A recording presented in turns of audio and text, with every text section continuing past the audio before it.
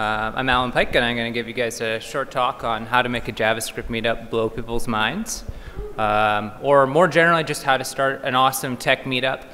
So this same sort of principles will work for whether or not you want to start a Node meetup or Backbone or whatever it is you're excited about. So hopefully this will give you some tools to go ahead and make it really awesome. So a little bit about me. I've been writing JavaScript for years. I was writing JavaScript at Apple and the iWork group. Since then, I've started my own company called Steam Clock Software, and we do JavaScript and native iOS stuff. In 2009, I started VanJS, which is a Vancouver JavaScript meetup group. Started off with about 8 or 10 people in our first group, and 2 years later, we now have 500 people. We're part of the group. We have people, regularly 100 people coming up to the events. We've had speakers like David Flanagan, John Resig, some of the same sort of people that we have here at JSConf, we had at VanJS. So I want to go a little bit into how we managed to get from there to where we are now. So the first thing you got to do is get started, and you get started by finding a vacuum. Said on Twitter, hey, why is there no JavaScript meetup in Vancouver? And got a few responses, hey, well, you should start one. So I did. And just went to meetup.com and said, okay, I want to start a JavaScript meetup in Vancouver, and meetup.com isn't that great. There's a lot of downsides to it, a lot of extra features that you don't need, but what it does do is it emails 100 people in Vancouver who said they were interested in a JavaScript meetup. And so that kind of gave us the seed to start snowballing from, and just basically got my friends, and we got 8 of us out for the first meetup, and by the second meetup, there was 30 people. The first thing is you need a format. And the format that we started with and has actually done extremely well is to have 2 speakers each meetup. This is a little counterintuitive, but if you have 2 speakers instead of just 1, it strikes a balance. You can have 1 speaker who's really rehearsed and they've done a lot of talks and are really confident. You have 1 speaker who's a noob, but it balances out. You get 1 person who's really, really in-depth and they go into the bowels of some technology, and some person who's more intermediate and does something more introductory. You get someone who's super serious and someone who's all lolcats and 4chan. So you get that balance. And the attendees realize that too. So people might be like, well, I don't know, I've never heard of this guy, but this guy sounds like I'm really interested in his topic, and so I'll go because jQuery sounds interesting. And what attendees don't realize is that the talk that's going to blow their minds is actually the other one, the one that they wouldn't have normally attended. This happens at JSConf all the time. You come because, Douglas Crockford, that's obviously going to be a good talk. But then you attend a Node talk, which sounds like JavaScript on the server. That's kind of weird. But when you actually attend, that actually has a huge impact on you. And whatever you happen to be in the right place at the right time for a talk that you wouldn't normally attend. So I think that's really huge. I want to encourage everybody to try as hard as they can to get 2 speakers, even if it's someone random, so to speak. So you want to give each speaker 45 minutes or less. That's really key. I mean, I think most people who've been to conferences know that either intuitively or factually, you can't learn for more than 45 minutes before your attention span falls off a cliff. So 45 minutes, you want to encourage people to use at least 20 minutes of it so that they can get kind of in depth rather than just a 5-minute, here's a demo, although that's cool too. But so yeah, 45 minutes as long as people can learn, and what that does is the combination of the time and having the 2 speakers is that it's just less work. It's less work for you as an organizer, and it's less work for the attendees because they have to book off a night, book out some time that they're going to come and see this talk or see this event. And if you have 2 speakers and give them some time to get in depth, it's worth coming out. It's worth you organizing it, and the other speaker gets to see a talk. So I feel strongly that that's like one of our major keys to success. The other really major key to success is beer. You have to have beer after the event.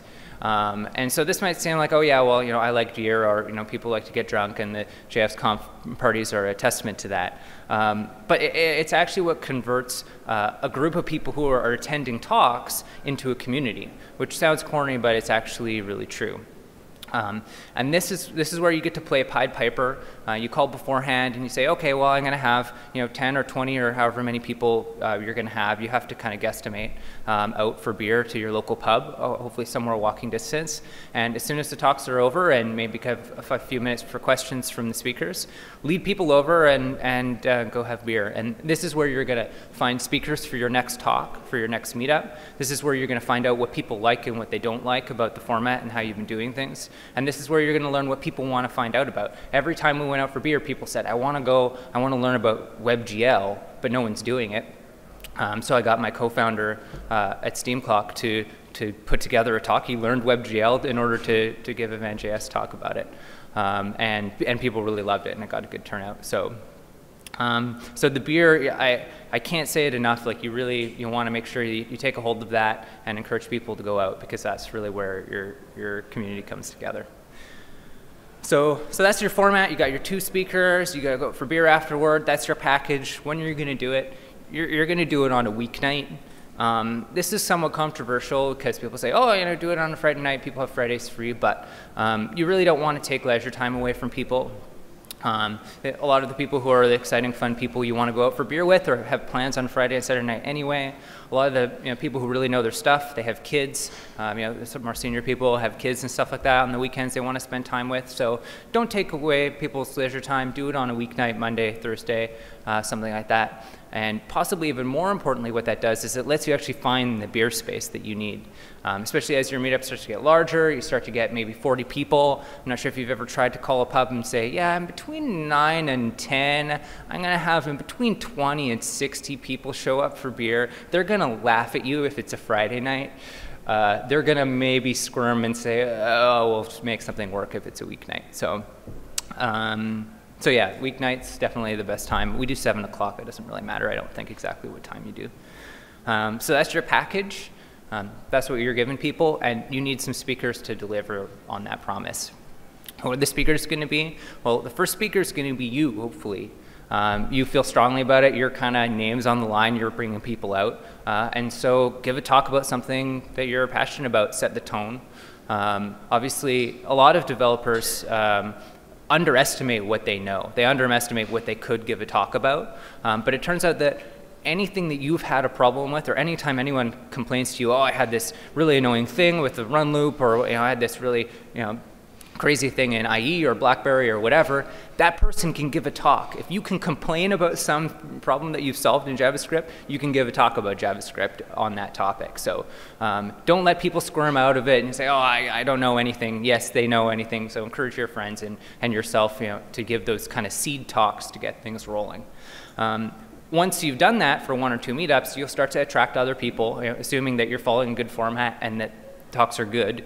You're going to start attracting more people, and always talk to those people. At the end of the meetup, you say, all right, well, if anyone wants to give a talk next time, let me know. They won't let you know, but then when you're out for beer afterwards, you can bug them and say, oh, so what kind of stuff are you working on? And they'll say, well, there's this cool thing I'm working in my spare time, and kind of pull them out of their shell. And people really appreciate a chance. If you say, I believe in you, I think that this would be a good talk, then they'll come out and they'll really surprise you. So that's to kind of get things going, but the awesome thing to have at your meetup group is kind of like the more celebrity speakers, and you're going to meet those at conferences exactly like JSConf. You guys probably noticed that at the parties last night and in future, it's really worth introducing yourself to people. Don't be shy. Every single person in the JavaScript community is friendly. So little anecdote, on last JSConf's first opening night party, I was getting my first beer and I turned around and there was John Resig. And my first reaction was, oh my God, it's John Resig. But I introduced myself to him, and he's a really cool guy, and mentioned he was going to be in Vancouver in a few months. So I said, hey, do you want to give a talk at our little JavaScript meetup, which had like 10 or 15 people at that point? And he was like, okay, sure. And by the time that he came out for the Mozilla All Hands there, we had 100 people show up to see him talk. And so since then, we're able to consistently get 100 people for our various speakers that we have. But all it took was just having a beer and meeting someone at a conference, and you kickstart that stuff. So what are your speakers going to talk about? Well, they're going to talk about whatever they're passionate about or whatever they're working on, but they're going to potentially ask for suggestions. What are people interested in? What are people excited about? And you want to encourage them to blow people's minds. You want to encourage them to push boundaries and dig deep and just really, you know, you're way better off going over people's heads than boring people. And so, you know, people say, oh, I could do a, you know, intro to HTML5. You know, you don't want an intro to HTML5. You want, you know, the implementation of web workers or like, you know, something much more in depth. And besides not running out of topics, what that's going to do is it's going to create a filter. It's going to say the people who are coming to this meetup are people who are passionate about JavaScript. You know, as you start to get larger, you'll start to get people who kind of are just part of the tech scene who will show up. If you keep that bar high, you're going to keep the people who are going to be great conversation, are going to be part of the community, are really excited about JavaScript. And if you just kind of slowly let it get watered down as to like, you know, intro to jQuery, nothing against jQuery, you're going to kind of lose what you're passionate about in the first place. So dig deep. You always want in-depth tech stuff if you can get it. So all of that is great, and that's your plan, but you're going to need some fuel. You're not going to be able to necessarily keep this going or get it off the ground by yourself, and that's when your partners come in. I used to be kind of cynical about sponsorship with regards to conferences. You say like, oh, you know, sponsored by this company or that company, and I'm like, oh, well, it's just an ad. But now that I've been running Van.js, I realize these companies actually really want you to succeed. Companies like Mozilla or Joyent or Natobi, they benefit if the community in your city grows around JavaScript. They benefit if JavaScript grows. So if you talk to them, especially if you find someone who's actually technical, who's able to help you out, it helps so much. Every single aspect that I've talked about, finding speakers, either people who work there or referring people they've met at conferences, helping out with finding space, either by donating it or paying for it. The Joyent guys bring the projector we use for Van.js every time. So these people are huge, and you can't underestimate the retweets of your little announcements. You know, you have some huge number of people will see the event that wouldn't otherwise see it because of those people in the community who are helping you out. So definitely you want to find these people, and it's actually really easy to find them because they're all whoever's hiring JavaScript engineers. Anyone who's hiring JavaScript engineers is going to be interested in being involved or in sponsoring your event. And it seems like pretty much every company in the universe is hiring JavaScript engineers right now. So it should be really easy to find one of these companies. Or alternatively, anyone who's making money with JavaScript contracting or anything like that. And so these people are really easy to find, and they want to help you. And so reach out to them or be receptive if you hear from them. So that's your partners, and now all you need is a place to do it. Easiest place is like one of those co-working spaces. Almost any city that can hold up a JavaScript meetup is going to have a co-working space either for startups or small businesses. And if you call them or email them and you say, hey, I have a startup or some sort of meetup group, technical meetup, they're going to want to donate space to you for the same kind of reasons that the partners want to help you. So just reach out to them and they'll donate space. Once you get larger, it starts to become crowded often. You can maybe only fit like 20 or so people in these spaces. And that's when your partners help out. Joyent sponsors space at our local university. We get, could fit 100 people, and it's either a space like this or you get like a raked floor so that everyone can see, and you get projectors and all that kind of stuff like that. So yeah, I mean, really just anywhere that's close to the tech hub. Ideally, people can walk there after work and then walk to beer. I know some cities are not as walkable as Vancouver, but if you can pull that off, it makes a really big difference. And something that I can't say enough that's really important is you have to take photos of this event. I mean, the JSConf guys are taking photos of everything constantly, and it has a really big impact for people who want to come to the next one. If they can see a photo of, hey, this is what it looks like, this is what the space is like, this is what the people look like. To you, you're just a bunch of geeks in a room geeking out about JavaScript, but to them, actually seeing that makes it concrete and makes them want to actually come out and geek out with you. So, and obviously, as you get bigger spaces and larger meetups, you want to take better photos and stuff like that. So that's your plan, and the reason you're going to do that is because it's extremely rewarding. I've probably invest maybe 2 hours for each of the meetups that we do, and I get way more benefit than 2 hours of almost anything else I could do. You meet people, you create a custom meetup that's like, basically you're learning about whatever you want to learn about. If you're excited about Canvas, you get someone to talk about Canvas. If you're excited about whatever, so obviously you upgrade your knowledge, you get to have beer with awesome people, you make great connections, so it's really, really worth doing. If there's a meetup that needs some help in your town, or you don't have a meetup, or maybe you have a JavaScript one but you want to start a Node one, I really would encourage you to do it, because it's straightforward and it's really rewarding. So that's my details.